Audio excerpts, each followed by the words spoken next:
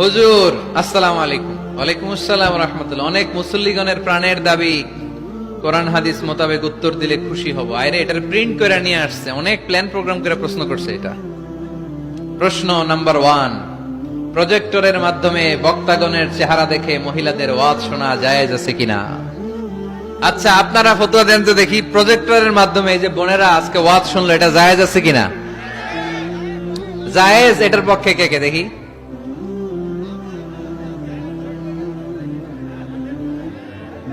হাত নামান।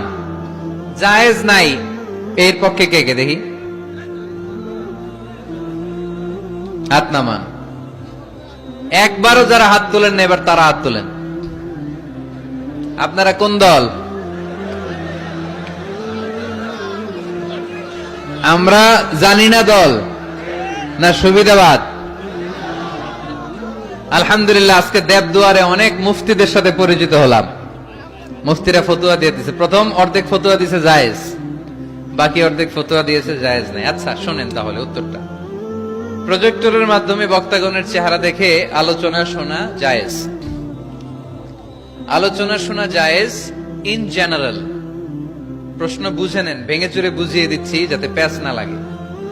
In generally প্রজেক্টরের মাধ্যমে, ইউটিউবের মাধ্যমে বক্তাকে দেখে দেখে ভিডিওতে আলোচনা শোনা জায়েজ আছে। কারণ রাসূলুল্লাহ সাল্লাল্লাহু আলাইহি সাল্লামের সময় মসজিদে নারীরা আসতো, পুরুষরা আসতো, রাসূল সাল্লাল্লাহু আলাইহি সাল্লামকে প্রশ্ন করত।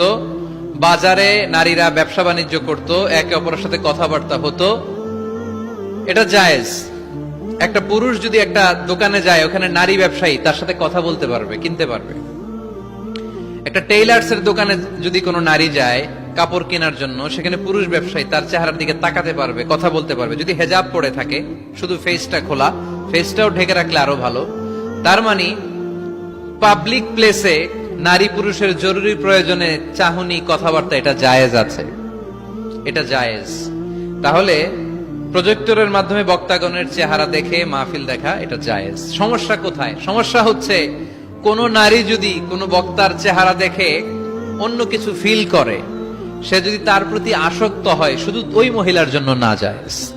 ওই মহিলা ভিডিও দেখতে পারবে না, ওই মহিলা অডিও শুনবে, ওই বক্তার অডিও আলোচনা শুনবে। বক্তার দিকে তাকিয়ে তাকিয়ে বক্তার কথা শুনতে শুনতে যদি বক্তার প্রেমে পড়ে যায়, তাহলে ঝামেলা আছে না নাই? ঝামেলা আছে। এটা যেন না হয়।